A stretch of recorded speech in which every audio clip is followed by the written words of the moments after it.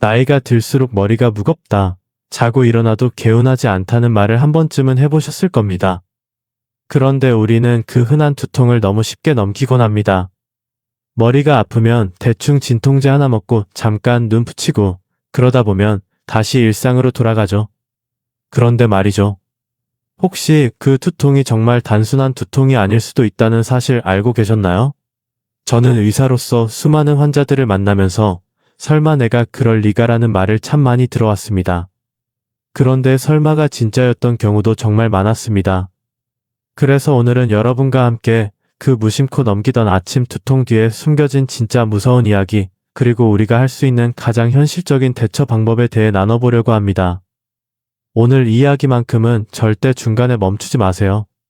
중간중간 여러분이 직접 체크해 볼 수 있는 간단한 질문도 드릴 거니까 마음으로라도 답해보시고 끝까지 따라와 주시길 바랍니다. 이 영상 하나가 여러분의 삶을 완전히 바꿔놓을 수도 있으니까요. 머리가 아픈 건 사실 너무 흔한 일입니다. 오죽하면 한국인 10명 중 7명이 한 달에 한 번 이상 두통을 겪는다는 통계가 있을 정도니까요. 긴장성 두통, 편두통, 숙취 두통, 생리 전후 두통, 스트레스성 두통 이름도 참 많습니다. 그래서 우리는 머리가 조금 아프면 또 시작이네 하고 대충 약 하나 먹고 넘깁니다. 그런데 문제는 언제 아프냐는 겁니다. 낮에도 아니고 밤에도 아니고 왜 유독 자고 일어난 직후 바로 그 아침에 머리가 깨질 듯이 아픈 걸까요? 사실 잠이라는 건 우리 몸이 스스로를 회복하는 시간입니다. 낮 동안 받은 스트레스도 풀어주고 피로도 풀고 상처도 스스로 낫게 하죠. 그런데 그런 휴식 시간 동안 뇌 안에서는 또 다른 일이 벌어지고 있을 수도 있습니다. 밤새 우리 뇌는 쉬지 않고 혈액을 순환시키고 산소를 공급합니다. 그런데 뇌 안에 혹이 생기면 그 혹은 자는 동안 혈류와 압력을 받으면서 조금씩 커집니다. 두개골이라는 단단한 벽에 갇힌 우리 뇌는 조금만 압력이 올라가도 바로 신호를 보냅니다. 그 신호가 바로 아침 두통입니다. 여러분은 혹시 자고 일어나서 머리가 더 아픈 적 있으신가요? 그냥 목이 좀 뻐근해서? 아니면 술을 조금 과하게 마셔서? 그런데 며칠을 쉬어도 진통제를 먹어도 그 통증이 사라지지 않는다면 그때는 진짜 의심해봐야 할지도 모릅니다. 사실 의사들도 두통 환자가 오면 언제 가장 심한지를 제일 먼저 묻습니다. 이 질문 하나가 두통의 원인을 가르는 핵심이기 때문입니다. 최근 대한신경종양학회에서 발표한 자료를 보면 지난 5년간 뇌종양으로 진단된 환자 1만 2천여 명 중 절반 이상이 아침 두통을 주요 증상으로 병원을 찾았다고 합니다. 아침 두통, 단순히 잠을 못 자서 생긴 게 아니라면 그 안에 꽤 무서운 이야기가 숨어 있을 수 있다는 겁니다. 그런데 문제는 대부분의 사람들이 에이 설마 내가 뇌종양이겠어 하면서 진짜 중요한 순간을 놓쳐버린다는 거죠. 그래서 지금 이 영상을 보시는 여러분만이라도 적어도 오늘 이 순간만큼은 나의 아침 두통을 조금만 더 의심해 주셨으면 좋겠습니다. 제가 예전에 진료실에서 만난 환자 한 분이 떠오릅니다. 48살의 직장인 남성분이었는데요. 평소에 술자리도 잦고 회식도 많고 스트레스도 많다 보니 머리가 자주 아프다고 했습니다. 아침마다 머리가 지끈거리는데 늘 술 마셔서 그렇지 일이 너무 많아서 그렇지 하고 넘겼답니다. 그러던 어느 날 그분은 출근길에 갑자기 시야가 빙글빙글 돌면서 차를 도로 옆에 겨우 세워놓고 구토를 하고는 실려왔습니다.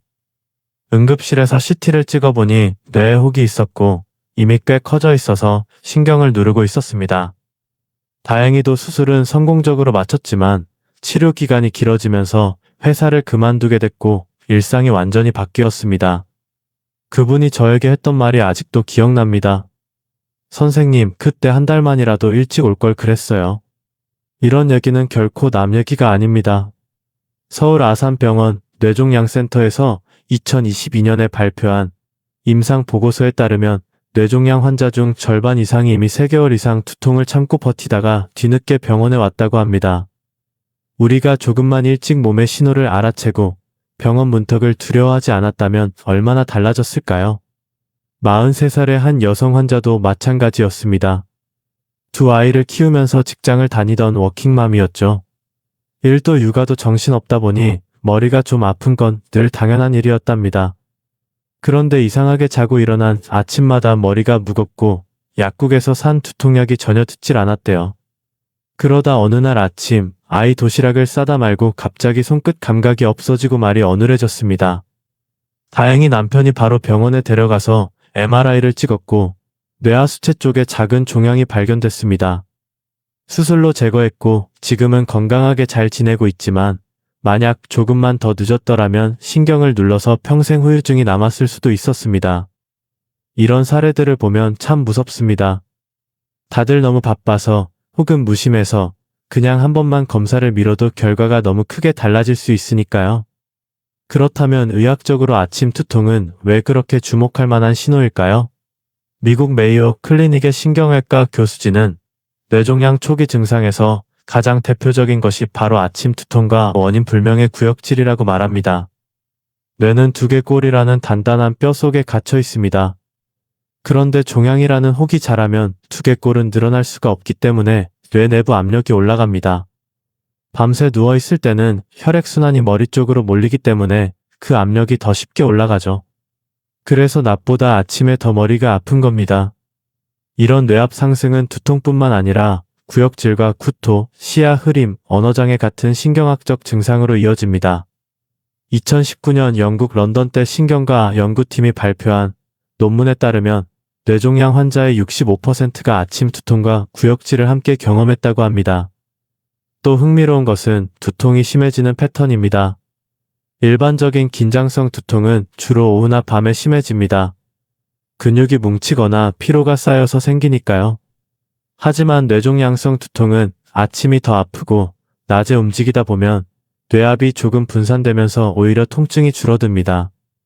그래서 낮에는 멀쩡한데 아침만 되면 지끈거린다면 정말 단순한 두통으로만 봐선 안 됩니다.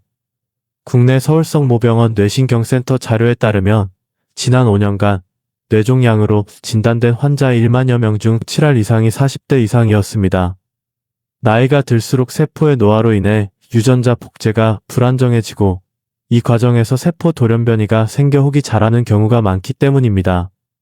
특히 교모세포종 같은 악성 종양은 조기에 잡아내면 5년 생존율이 50%를 넘지만 발견이 늦어지면 20% 이하로 떨어집니다.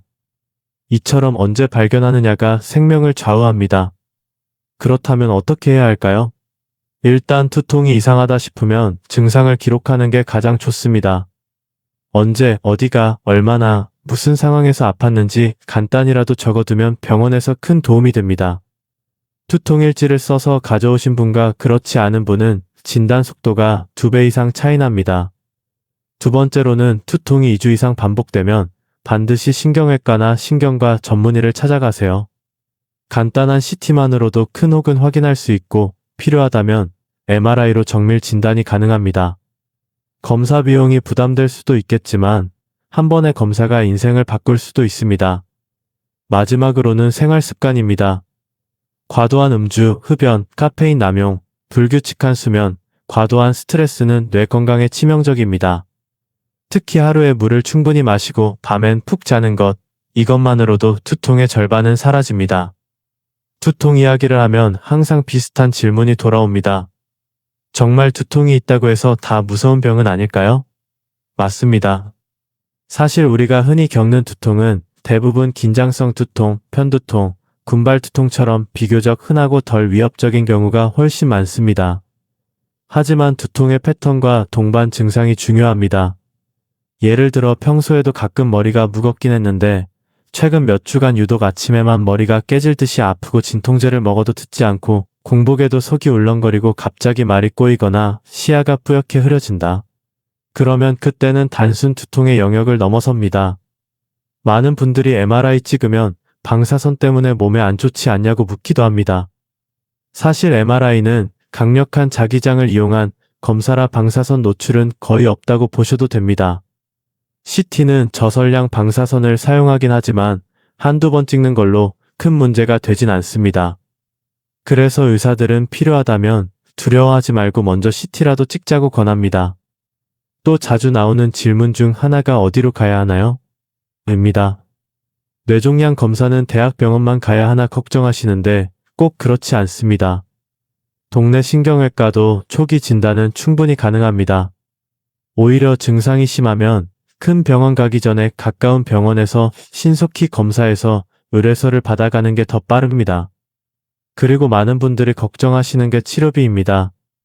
암 진단은 돈이 많이 든다는 생각에 혹시 발견되면 어쩌나 겁이 나서 병원 문턱을 못 넘으시는 분들도 계십니다.